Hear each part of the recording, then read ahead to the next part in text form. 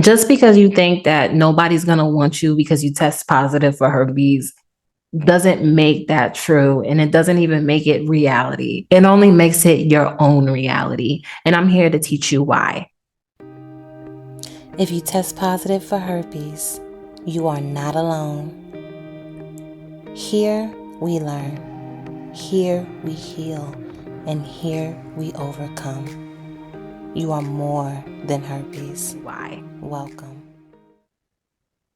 Welcome to my channel. My name is Shayna Singleton. I am a herpes life coach, founder of Stigma, where I help women minimize their outbreaks and break free from shame so that they can get laid. I'm also the founder of Hey Cousins, which is your all-in-one resource hub. Anything herpes related that you are searching for as far as vaccine, community, dating, support group, coaching, questioning, holistic tips, workshops, and more can all be found on our resource hub. Go to the description box below. Okay, let's get into it. There's 2 million or more bits per second of information received by our senses that are streaming into our nervous system. That is too much information to pay attention to consciously. Example, if you're at a restaurant, your brain can recognize all the different conversations happening at everyone's table. It can recognize the conversation happening at your table, people coming in and out the restaurant, waitresses and waiters moving around the bar, the music, the temperature of the room, and more. This is literally too much information to pay attention to consciously. So your unconscious mind starts to filter out the information through brain filters. Brain filters such as deletion, distorting, and generalization. Now, an example of the brain filtering information through deletion will be the sensation that you're feeling in your foot and the temperature of your hand right now. You wasn't focused on that information, so your brain decided to delete it. And if you are focused on the sensation you're feeling in your right foot and the temperature of your left hand, it's only because I brought it up in this second, right? So because the brain knows that the sensation in your right foot and the temperature of your left hand is not important at this moment, it will delete the information. Another example of deletion could be, say if you're in a relationship and your partner does something to upset you and you start listing all the things that made you upset. You completely forget about all the good moments and all the good in your partner. And it's so easy for you to focus in on the bad because right now you're hyper focused on the bad. So your brain is going to delete the good and help you hyper focus on the bad. This is how our mind works, y'all. Next, distorting, okay? The brain distorts information. Here is an example on how the brain distorts information. You hear a sound in your home and immediately you are alert. You think there's an intruder in the house. But then you finally realize that it was only the water heater making the normal noise that it always makes. But even with this knowledge in the back of your head, you still feel compelled to get up and check the house and make sure that everything is good and in place.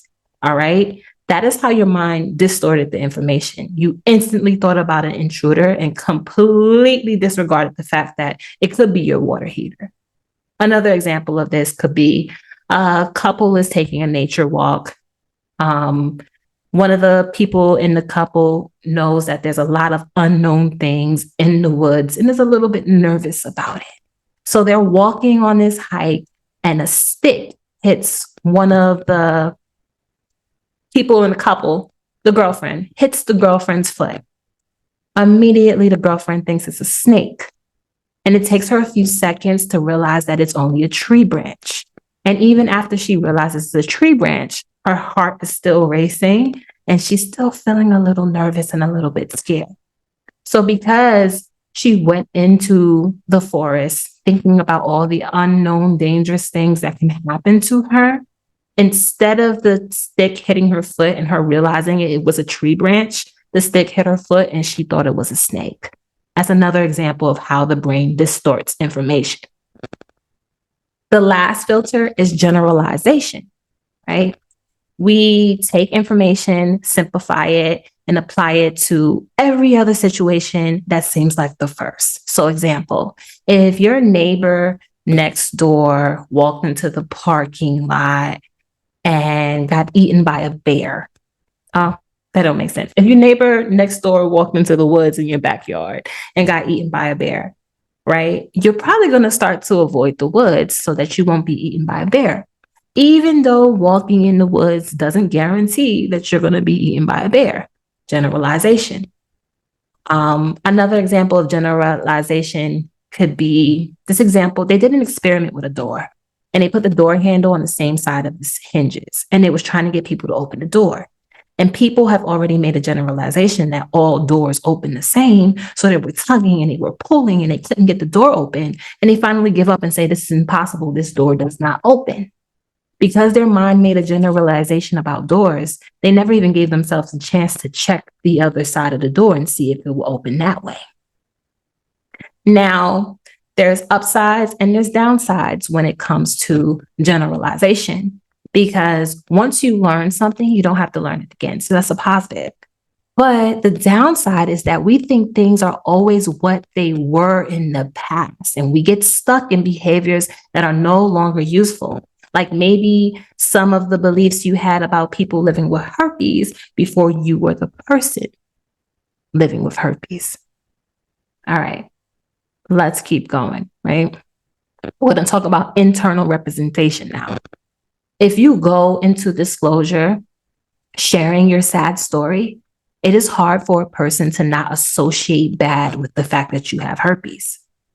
If you go into disclosure feeling powerful and confident, and the person will start to associate your power and your confidence with your status, unconsciously disassociating it with the negative stigma.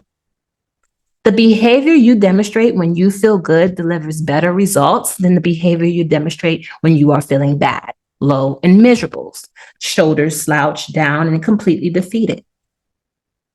Highlight the importance of you making sure that your internal representation is appropriate for you to perform the behavior that you need to get to your desired results.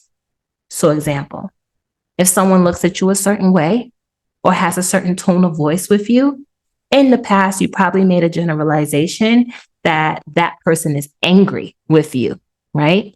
So then you create an internal representation of anger on the defense that would put you in an emotional state that probably will not be optimal in handling the situation. Glass half full, glass half empty. I just want to say this too.